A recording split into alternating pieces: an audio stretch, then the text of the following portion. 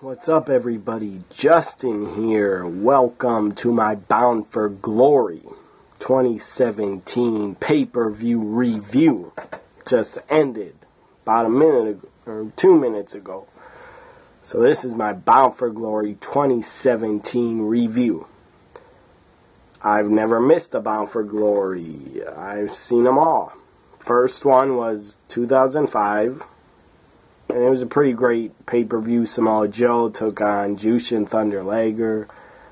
Jeff Jarrett, as NWA champion, lost the title to Rhino. So 2005 Bound for Glory was pretty good. Every Bound for Glory has been pretty good, except for 2014. I didn't think that was a good Bound for Glory because it was in Japan. At least, I think it was in Japan 3 years ago. That was not a good show. It was not entertaining either. It was like a lot of Japanese guys that no American fans really knew against a lot of TNA guys. It was pretty bad of a pay-per-view. The worst Bound for Glory was from Japan. Nothing against Japanese talent. Japan has some of the best talent in the world. So up first at Bound for Glory 2017, we had a six-pack. Six-way for the X Division Championship. All these guys busted their ass. All these guys can work. And all these guys are good X Division wrestlers. First, I'm going to read my Twitter poll. Grade Bound for Glory 2017. 43% gave it a D. I don't think it was a D pay-per-view. 26% gave it a C+. 18% gave it a B+. 13% gave it an A-. I would not give this Bound for Glory 2017. I would not give it a D. I would give it a C+. At least a C+. Very close to a B. Because all the talent really busted their ass and really tried hard. You could definitely tell all the matches and all the talent really went balls to the wall and really tried hard to put on a good pay-per-view, to put on a good Bound for Glory.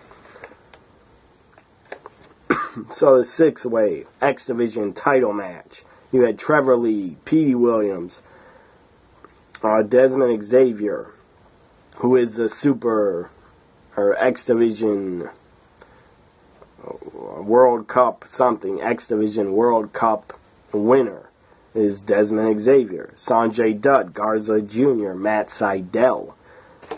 Action-packed, really action-packed, six-way for the X Division title. All the talent went balls to the wall, tried very hard. At one point, I wrote a lot of notes down of a lot of the spots. At one point, you had a four-way super kick. Four-way super kick to Trevor Lee, the champion. And then they put Trevor Lee upside down in the corner. He's upside down. And they did a four-way drop kick. That was pretty awesome. With Trevor Lee upside down in the corner. And then you had a triple suplex inside the ring. Triple suplex. There was like either 4 or 5 guys getting suplexed. It was pretty cool. And you had, excuse me for coughing. I still cough because I don't have sickness on me. So Desmond Xavier at one point hit an awesome finisher off the top rope. I don't know what it was, but it was like a corkscrew finisher. But that didn't end it. Petey Williams got involved. Petey Williams, at the end of the match, hit a Canadian, and Petey Williams got a huge pop when he came out because it was in Canada. So Petey Williams hit a Canadian destroyer to Desmond Xavier, and then Trevor Lee, the champion, gets in the ring, pushes Petey Williams out of the ring, covers Desmond Xavier, 1, 2, 3. Trevor Lee retains and is still X Division champion. Trevor Lee. So up next we had... So I had Desmond Xavier winning the title. I got that prediction wrong. So I'm 0 for 1. Up next was... I'm trying to... I wrote down the matches in order. So up next was... I believe... It was Tyson Ducks. I don't know who the guy is. I think he's a part of the Impact roster. Tyson Ducks taking on Pro Wrestling Noah talent Ishimori. I think that's his name, Ishimori. Ishimori wins from Pro Wrestling Noah. That was a bonus match. And Laura Von Ness in the crowd. In the crowd was Laura Von Ness, and she looked a hot mess. Her makeup, she looked like a clown. It was freaky. So anyways, after that match, we had the Monsters Ball. Or before Monsters Ball. Stupid Alberto El Drunko, Alberto El Asshole, Alberto El Douchebag had to come out and cut a promo. I'm sure that everybody backstage knew he was going to say this. It wasn't unscripted. There's no way. And if it was, Alberto's pretty damn stupid, because that means he doesn't want to work there. I still say, whatever companies Alberto is a part of, I still say the guy is a cancer to the company he's a part of. So anyways, Alberto cuts a very long promo. The guy was bitter, sounded bitter as hell, angry, pissed off. He actually brought up what happened between him and Paige at the airport, where a fan recorded them arguing, and then a fan, I guess, sold it to TMZ. Whatever. Anyways, Alberto's bitching, moaning, crying about... He says at one point during his promo, he says, I did nothing wrong. That's what he says to the fans. And he got booed by the fans. He says, I did nothing wrong. And then he brings up backstage. He says, everybody backstage they're all backstabbers. He says, they tried to ruin my career by suspending me and taking the title off me. And then he goes, well, everybody backstage is backstabbers and losers. Okay, Del Rio, and you're such a great wrestler in your prime. You're not in your prime anymore. You're still good, but you're not in your prime. And I don't know why Impact had to even bring you back. You're a damn cancer, in my opinion. So I'm starting to get angry. I don't want to go off in a rant, but I don't like Alberto. The guy acts like a drunk idiot on social media. The guy's obsessed with bashing WWE and bashing Triple H, and it was stupid. That's why I call him Alberto El Drunko, because the guy's an idiot. I hope the guy cleaned his life up, and I hope he stopped doing drugs and drinking, because the guy had to be on something to be acting out so bad. So, Alberto's entire promo, the guy sounded bitter, angry, pissed off, just lashing out that he did nothing at the airport. And then he started ripping the fans, ripping the talent backstage, saying they're all losers. And then he calls out Jeremy Borash. Alberto calls him out, says, JB, where were you? Why didn't you text me? Why didn't you call me? You were nowhere. He says, you didn't help me at all. Why not? I thought you were my friend. And then he goes up to the announce table by JB and Josh Matthews, and he's up in JB's face saying, I didn't get a text from you or a call from you. He goes, you didn't even care what happened. You weren't concerned. And then JB gets on the mic and admits, he goes, no, I didn't text or call you. It was stupid. Alberto, you are stupid. Even if it was all scripted, it was still a stupid promo because you just sounded bitter and like a dumbass. And yes, the incident at the airport, I believe, by authorities investigating, it was Paige's fault. I believe it was her fault. She started it. But she was never charged. If she would have got charged, even with a misdemeanor, she would have been fired by WWE.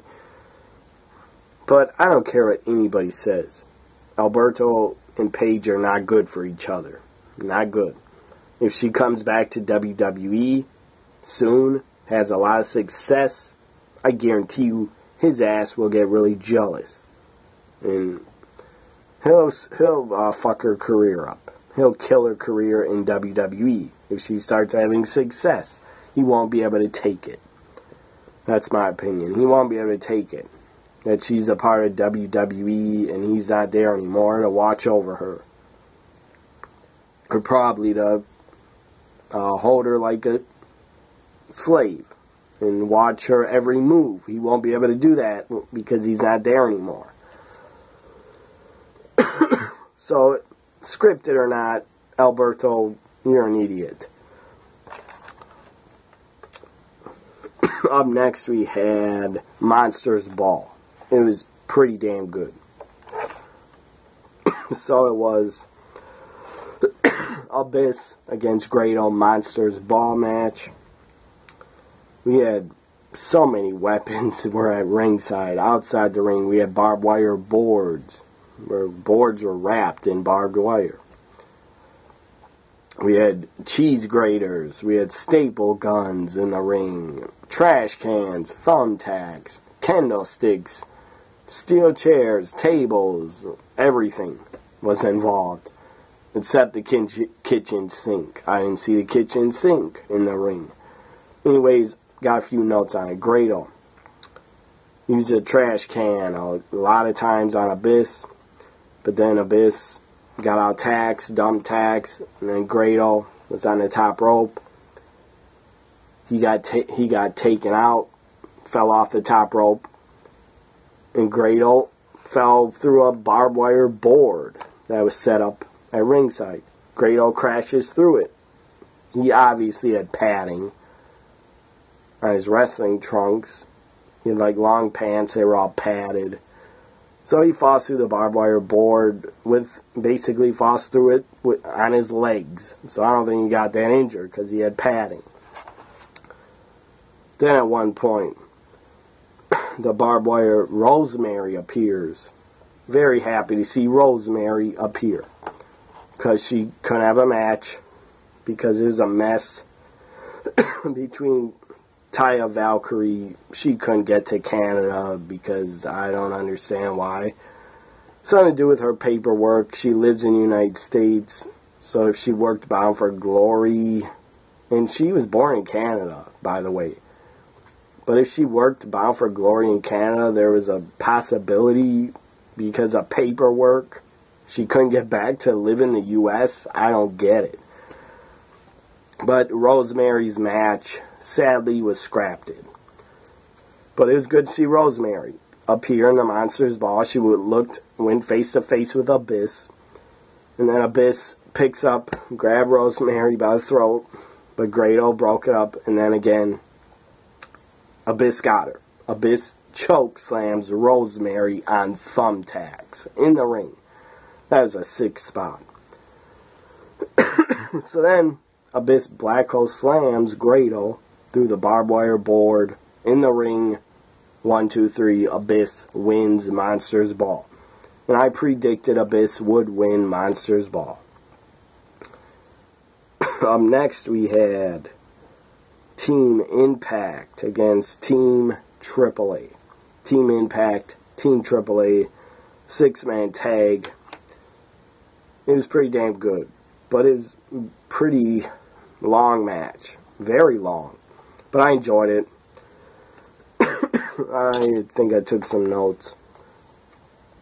So James Storm hit a dive. He hit a front flip off the ring post. He put his foot on the ring post and did a front flip dive to the ramp and took everybody out. That was pretty awesome. Then we had 5 in the corner, set up on the top. He had a 5-man power bomb, suplex, combo. That was pretty awesome. James Storm then hits a flying elbow off the top. And the finish was a last call super kick. James Storm hits the last call super kick for the win. Team Impact wins the match. And it was a good 6-man, but it was pretty damn long. So up next we had the 51-50 street fight for the tag team titles. OVE Ohio versus everyone, I think. OVE defending the tag titles against LAX, Ortiz and Santana. This was insane. This 51-50 street fight was insane. Both teams took a lot of punishment. All 4 guys busted their ass. They took a lot of insane, crazy, hardcore spots just to entertain the fans. It was pretty damn entertaining. So at one point, you had Santana of LAX climb up a scaffold 20 feet up, jumped off it, and went through one of the OVE members, went through him and the table. That was insane. Insane spot. Santana, how he landed on him, the guy could have broken ribs. So there's a lot of chairs then. A lot of chair throwing, a lot of chairs involved, tables, trash cans, candlesticks, ladders were involved, a lot of weapons, because it was a 51-50 street fight. So one of the OVE members, I believe his name is Jay Crisp. Jay Crisp was in the ring, or outside the ring, on a ladder with a chair on top of him. And Ortiz was going to dive on him, but Jay Crisp gets up, throws a chair, cracks him in the head, and he falls off the top rope. After that, we had Jay Crisp hit a suplex through all 4 chairs. Suplexed them through all 4 chairs. That was pretty awesome. But he suplexed Ortiz, but Jay Crisp, the guy, basically took all the punishment and went through all 4 chairs set up in the ring. From the superplex, off the superplex, he basically destroyed 4 chairs. And then after that, we had a blockbuster off the top. LAX double team move, hit a blockbuster to, I think, Jay Crisp. Blockbuster on like 4 chairs. That was pretty awesome. Then comes out, someone throws white powder in Conan's eyes. And then outside the ring, nobody knew who it was until like after the match. The fans realized it. It was Sammy Calhoun. Sammy Calhoun used to be in NXT. I forget his name in NXT. But Sammy Calhoun, pretty damn good talent on the indies. I don't know that much about him on the indies. I hate coughing, but I'm still sick. Sammy Calhoun, I believe, was part of CZW. I'm not a fan of that company. I think they're garbage wrestling.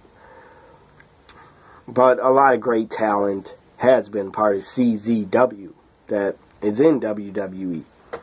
So Sammy Calhoun debuts, helps OVE, and they hit a... What the hell did they do? They hit... Oh yeah, Sammy Calhoun hit a power driver to one of LAX off the ring apron, through a table. Threw him in the ring, OVE covered him, 1, 2, 3.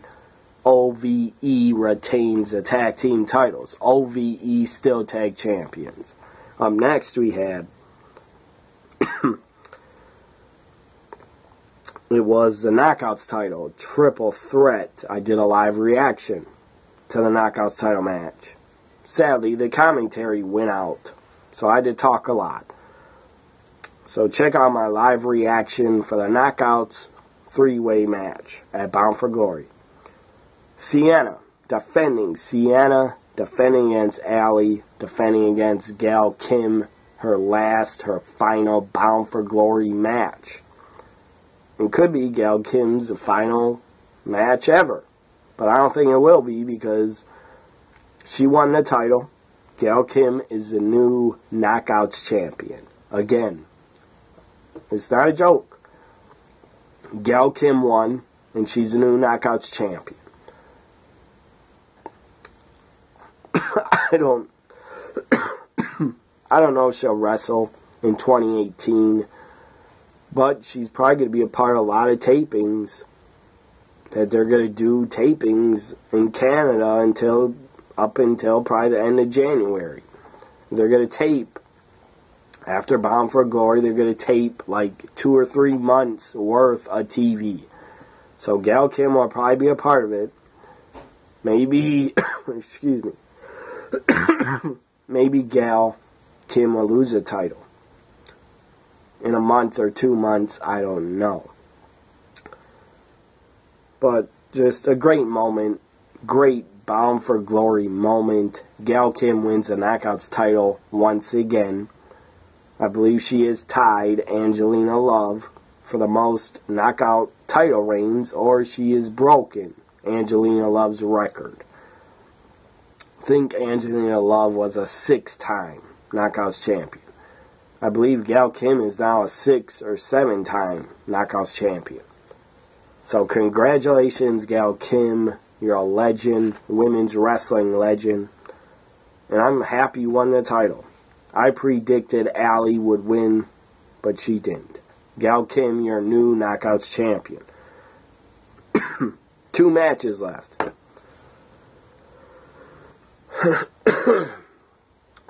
6 Sides of Steel was up next. King Mo and Bobby Lashley against Moose and Stephen Bonner. This match was it was better than I expected. It was 6 Sides of Steel. It was better than I expected. Moose, the guy is a great athlete. Moose was jumping up to the top rope, climbing the cage like a cat, diving off the top rope on people. Moose is underrated. That guy's damn good. So, and I actually got a retweet from Impact Wrestling tonight because I put over Moose. Anyways, 6 Sides of Steel, Dave Lambert, part of American Top Team, Lashley's MMA team. Dave Lambert, at one point, I don't know what happened. I think the ref got knocked out on the outside. So Dave Lambert gets the door open and lets in 3 members of American Top Team. And they go after and try to attack Moose and Stephen Bonner. But Moose takes them all out. Moose was on fire in this match. The guy is really impressive. And I'll follow Moose on Twitter. He's a really nice guy to his fans. So Stephen Bonner, him in the match, the guy looked decent as trying to wrestle. He mostly was trying to lock arm locks, arm bars, stuff like that, doing MMA moves on King Mo. But, my opinion, Stephen Bonner looked better, looked more natural in the ring than King Mo. King Mo looked like garbage. The guy can't work. The guy should never try to wrestle. So Moose gets locked out of the cage. He ends up climbing up it to save Stephen Bonner because American Top Team, Dave Lambert, there's like 5 or 6 guys in the ring. Moose climbs up to the top. is on the top of the cage. 6 sides of steel. Moose dives off the top of the cage, takes out Lashley and someone else. That was awesome. So then after that, Moose grabs Dave Lambert, the coach. The guy's as I said, American Top Team's coach. The guy's a big wrestling fan also, and the guy's like a natural heel. The guy is really good on the mic. So Dave Lambert about to get attacked. Moose is grabbing him, but then Lashley, they attack Moose. Out of nowhere, Lashley hits a spear on Moose. 1, 2, 3. Lashley, King Mo, win. Before I talk about the main event, as I said, this was not the worst Bound for Glory. I give it a C+. Bound for Glory from Japan. That was a boring show. That was the worst Bound for Glory ever, in my opinion. If you want to give me your worst Bound for Glory, leave them in the comments. But Bound for Glory 2017 was not the worst. Whoever thinks that, you're stupid as hell.